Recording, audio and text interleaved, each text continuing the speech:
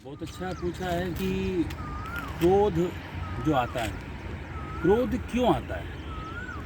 क्रोध जो है, जैसे शास्त्रों में भी कहा गया है, काम क्रोधोपजायते, कि जो काम है वो क्रोध की जननी है। कि जब भी कोई आपकी इच्छा होती है, जो आपकी इच्छा है, जो एस्पेक्ट्स हैं आपके, वो पूरी ना हो तो उस समय क्रोध आता है। और क्रोध वास्तव में, अगर हम क्रोध की बात करें, गुस्से की बात करें, तो क्रोध जो व्यक्ति प्रदर्शित करता है, उसे क्रोध उस प्रदर्शित करने वाले के सामने वाले व्यक्ति पे नहीं आता, उसे स्वयं पे आता है। क्रोध जो है हमारी, जब कर्मेंद्रियां, ज्ञानेंद्रियां और हमारी बुद्धि जब वश में नहीं होती तो क्रोध होता है। क्रोध एक प्रदर्शन भी है। क्रोध को संभाल कर रखना चाहिए। क्रोध प्रदर्शन है और क्रोध संभाल कर इसलिए रखना चाहिए कि क्रोध आपको कहाँ पर इस्तेमाल करना है, प्रयोग करना है, ये जानना बहुत ज़रूरी है जीवन में।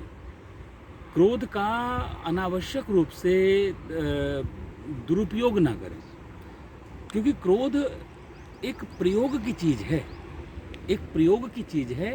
क्रोध का जब हम दुरुपयोग करते हैं, जब हम अनावश्यक रूप से कहीं भी, किसी भी स्थान पर, कहीं भी देश काल परिस्थिति के अनुसार हम जब क्रोध का उपयोग नहीं करते, तो वह बहुत हानिकारक है। हम क्रोध का उपयोग करना सीखें, क्योंकि जो खुशी है, खुशी का भी इजहार जो होता है, खुशी का भी इजहार है एक समय, देश काल परिस्थिति के अनुसार। इसी प्रकार से आपके क्रोध का भी एक समय है, निर्धारित समय है, एक स्थान है कि आप कहाँ पर उस क्रोध का उपयोग करेंगे। और कोशिश ये करें कि जो सामान्य जीवन में क्रोध को पीना सीखें। जिस प्रकार भगवान शिव ने विष पिया और उसके बाद कोलाहल पीने के बाद भी कोई उनके अंदर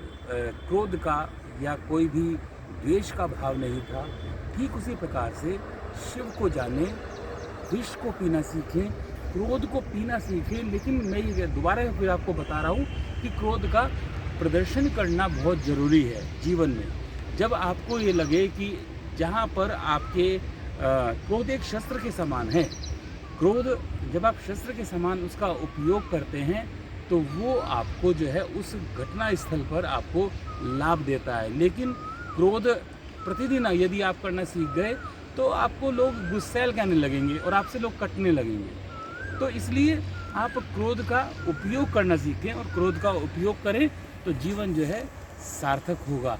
इन्हीं शब्दों के साथ आज के लिए इतना ही। मनीषाचार्य को दीजिए इजाज़त। हरिओम।